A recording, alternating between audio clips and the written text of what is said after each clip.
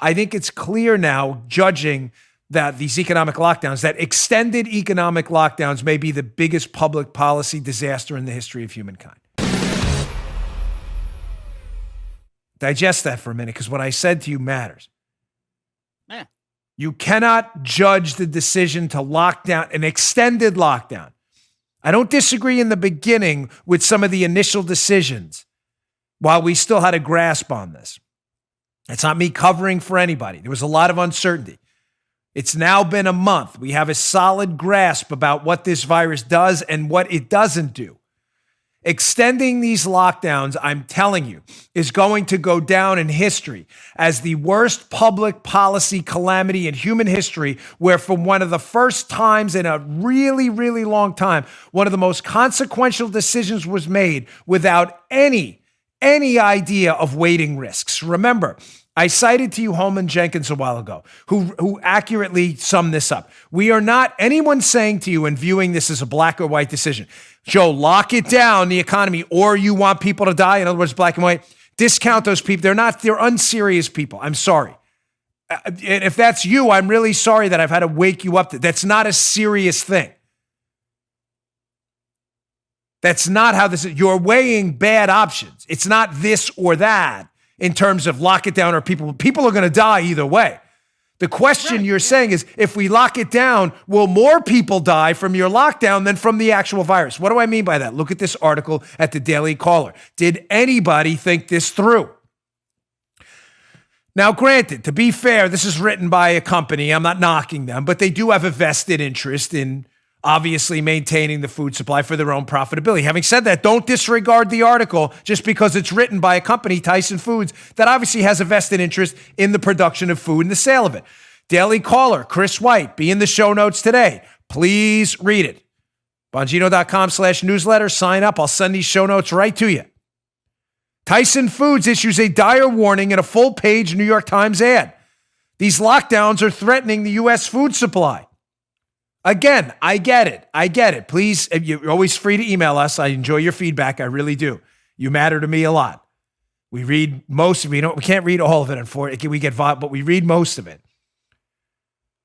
I get it. Tyson Foods has a vested interest here. It's not a knock on them. They're a company. They sell food. They want, of course, make sure that they're protected too here. But disregarding their warning, and the warning is this: the food supply chains all have certain links: production, distribution, trucking, refrigeration. We're having serious issues right now maintaining continuity there. Disregard this at your own peril. Again, did we think this through? Well, we're saving people from the virus as you're starving people to death. But I thought it was about locking it down or people will die. Did you consider the fact that people could die if they don't have food? Did you think that one through?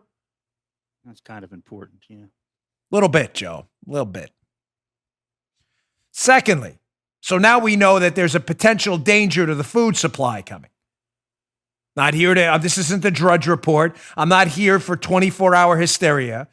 I'm here to give you the opinion of informed people. Again, vested economic interest. We shouldn't discount that either. But informed people in the food industry saying, hey, someone should pay attention to this. No, let's just ignore it. Shut it down because Nancy Pelosi said so. Don't worry, Joe. She's got 6 weeks of ice cream in her $24,000 fridge. She's okay. Very calorie-dense ice cream. She could survive for, probably has a little calcium in it too to prevent the osteoporosis. So not only is our food supply potentially in danger here, but also our hospital capacity. That's ironic. Hospital, you mean, what are you saying? Our hospital capacity. In other words, our healthcare system's ability to treat people who are sick and save their lives is in danger from the coronavirus, not from the coronavirus, from the response to the coronavirus. Not kidding, folks. New York Post today. This is an actual ER physician, I believe in St. Barnabas in New York, who has lived through this in the hospital, who has now changed his mind on these lockdowns. I worked the coronavirus front line, New York Post, and I say it's time to start opening up by Daniel G. Murphy. I'm sure the liberals will attack him tomorrow, seek to have him fired. I mean, that's what they do. They're the phoniest, most intolerant frauds out there we've ever seen in the history of humankind. This article will be up in the show notes again, bongino.com/newsletter. Read it. He has an interesting take. Look at this screenshot from the piece. He was there on the front lines, treating this. He's seen the worst of it. From the New York Post piece. He says, secondly, I worry about non-coronavirus care. This is the ER doctor speaking.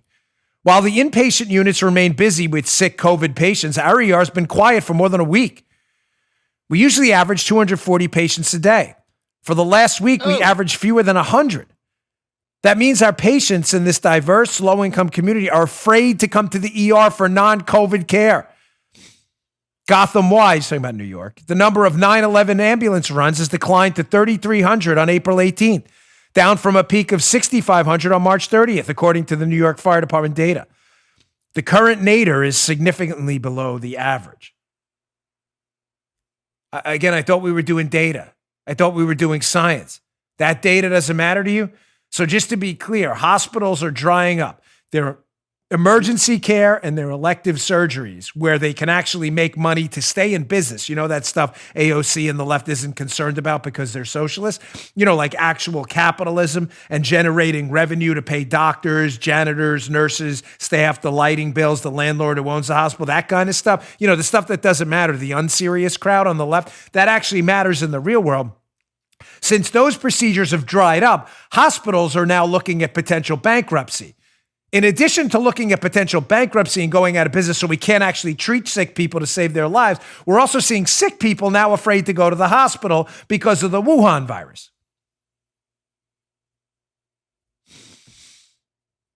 Again, you don't want a shutdown? You want people to die. I think the whole blood on your hands line is going in a direction the opposite of the one you're accusing us of. Again, have you thought any of this through? I thought data mattered.